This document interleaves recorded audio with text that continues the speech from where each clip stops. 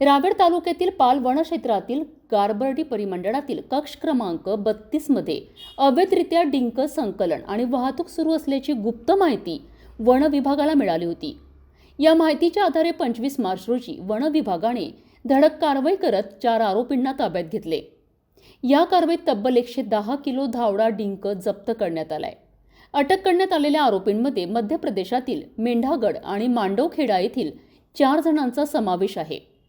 या प्रकरणाची सखोल चौकशी करत वन विभागाने पाल परिसरातील अवैध गोदामांवरही धाड्या टाकल्या।